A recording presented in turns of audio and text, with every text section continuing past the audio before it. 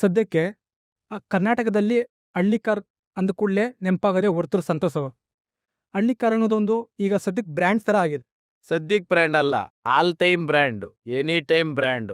ಏನ್ ಗೊತ್ತಾ, south Indian bread ಅಂದ್ರೆ ಇವಾಗ ಇದು ಭಾರತ, ಅರ್ಧ ಹಿಂಗ್ ಗೀಟ್ ಹಾಕ್ಬಿಟ್ರೆ ಇದು ಉತ್ತರ ಭಾರತ ಮತ್ತೆ ಇದು ದಕ್ಷಿಣ ಭಾರತ ಅಂತ ಹೇಳ್ಕರೀ. ಈ ದಕ್ಷಿಣ ಭಾರತದ ಹಸು ಗೋತಳಿಗಳಿಗೆಲ್ಲ ತಾಯಿ ಮೂಲ ಹಳ್ಳಿಕಾರ್. ಆ ಹಳ್ಳಿಕಾರ್ ಬ್ರೀಡ್ ಒರಿಜಿನ್ ಆಗಿರೋದು ನಮ್ ಕರ್ನಾಟಕದಲ್ಲಿ. ಕರ್ನಾಟಕದಲ್ಲಿ ಎಲ್ಲಿ ಅಂತಂದ್ರೆ ನೋಡ್ರಿ, ಇವತ್ತು ಹಸುಗಳು ಕರುಗಳು ಎಲ್ಲ ಪಕ್ಕ ಇರೋದು ಬಂದ್ಬಿಟ್ಟು ನಮ್ಮ ಕರ್ನಾಟಕ ತಮಿಳುನಾಡು ಬಾರ್ಡರ್ಗಳಲ್ಲಿ, ಹಳೆ ಮೈಸೂರು ಅಂತ ಏನ್ ಕರಿತೀವಿ ಈ ಪ್ರಾಂತ್ಯದಲ್ಲಿ ಇರೋದು. ಇವಾಗ ಕುಣಿಕೇನಹಳ್ಳಿ ಫಾರ್ಮ್ ಅಂದ್ಬಿಟ್ಟು ಗೌರ್ಮೆಂಟ್ ಇಂದ ಮಾಡಿದ್ದಾರೆ, ಹಳ್ಳಿಕಾರು ರಿಸರ್ವಿಂಗ್ ಸೆಂಟರ್ ಅನ್ಬಿಟ್ಟು, ಹಳ್ಳಿಕಾರ್ ಸಂರಕ್ಷಣಾ ಕೇಂದ್ರ ಅನ್ಬಿಟ್ಟು.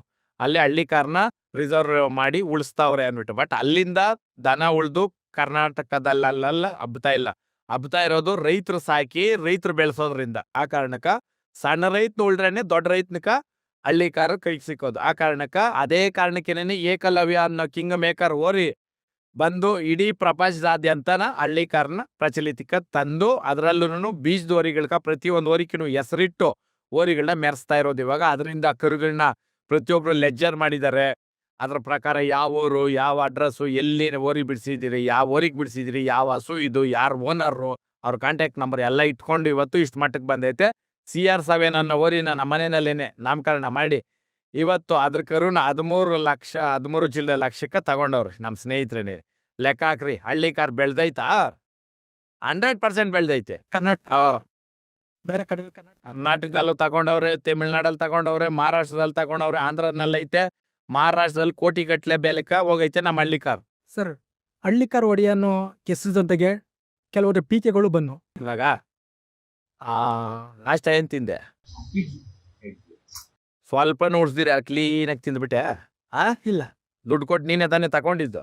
ಹಂಗೆ ಕೆಲವೊಂದು ನಾವೇನೇ ಇದು ಮಾಡಿದ್ರು ಅದ್ರಲ್ಲಿ ಅಲ್ಪ ಸ್ವಲ್ಪ ಇರ್ತದೆ. ಕರೆಕ್ಟಾ? ಅರ್ಥ ಆಯ್ತಾ? ನಿನ್ಗೆ ಅರ್ಥ ಆಗ್ಲಿ ಅಂತ ಹೇಳಿದ್ ನಾನು. ಅಂದ್ರೆ 2 ಇಡ್ಲಿ ತಗೊಂತೀರಿ, ಗೊತ್ತಿಲ್ದಿರ ಅದ್ರಲ್ಲಿ ಸಾಸಿವೆ ತಿಂತೀರಾ? ಬಟ್ ಸಾಸಿವೆ ಹಾಕಿರ್ತಾರೆ.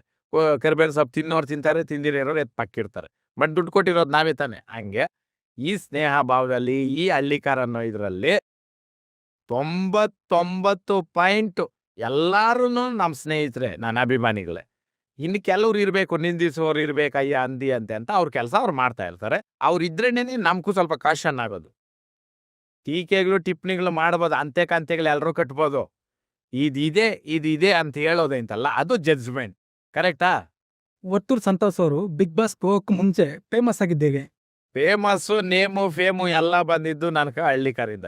ಹಳ್ಳಿಕಾರೇ ಹಳ್ಳಿಕಾರೇ ಬ್ರ್ಯಾಂಡು. ಹಳ್ಳಿಕಾರನ ಅವತ್ ನಾನು ಹೇಳ್ದಾಗ ಹುಚ್ಚನ ಅನ್ನೋರು, ಇವನ್ ಏನಕ್ಕೆ ಆಗ್ತಾನೆ ಅನ್ನೋರು.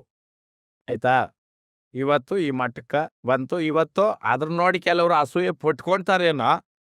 ಬಟ್ ಆಮೇಲೆ ಕೆಲವರು ಒಂದು ಡೈಲಾಗ್ ಹೇಳ್ತೀನಿ ನೋಡ್ರಿ, ಅದು ಒಂದು ಸ್ಲ್ಯಾಂಗ್ ಅಲ್ಲಿ ಹೇಳ್ತೀನಿ. ಚೆನ್ನಾಗಿ ಕೆಲವ್ರು ಹೇಳ್ಕೊಂಡ್ಬಿಟ್ಟವ್ರೆ, ಅವ್ರು ನೋಡಿ ನಾನು ಹೊಟ್ಟೆ ಹುಡ್ಕೊಂತೀನಿ ಅಂದ.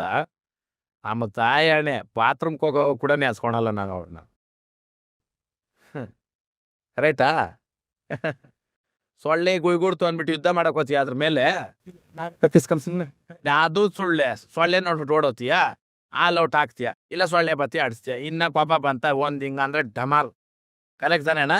ಸರ್, ನೀವು ಫೇಮಸ್ ಆಗೋ ಮೊದಲು ನಿಮ್ ಜೀವನ ಶೈಲಿ ಹೇಗಿತ್ತು? ನಾರ್ಮಲ್ ಆಗಿ ತಾನೇ ಓಡಾಡ್ಕೊಂಡು ನಿಮ್ ಜೊತೆ ಇದ್ದೀನಿ. ಇಷ್ಟೇ ನಂದು ದಿನನಿತ್ಯ. ನಾನು ಹಿಂಗೆ ಇರು. ನಂಗೆ ಇನ್ ನೋಡ್ದಂಗೆ ಎಷ್ಟು ಜನ ಬಂದ್ರು, ಇನ್ನ ಎಷ್ಟು ಜನ ಅವ್ರೆ, ಇನ್ನ ತುಂಬಾ ಜನ ವೆಯ್ಟ್ ಮಾಡ್ತಾರೆ ನಿಮ್ಮ ಅವ್ರು ಇನ್ನ ಬರೋರು ಅವ್ರೆ.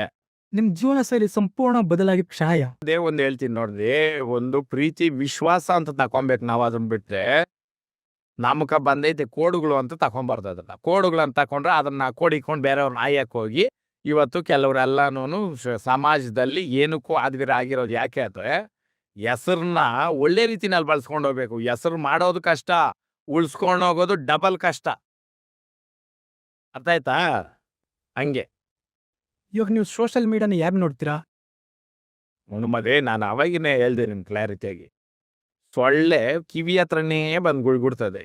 ಸೊಳ್ಳೆ ಬಂತು ಅಂದ್ಬಿಟ್ಟು ಓಡಾಬಿಡ್ತೀಯಾ, ಇಲ್ಲ ಸೊಳ್ಳೆ ಐತೆ ಅಂದ್ಬಿಟ್ಟು ಆರ್ಮಿ ಫೋರ್ಸ್ನ ಕರ್ಕೊಂಬಂದು ಹೊಡೆಸ್ತೀಯ? ಎರಡೂ ಇಲ್ಲ. ಬನ್ನಿ,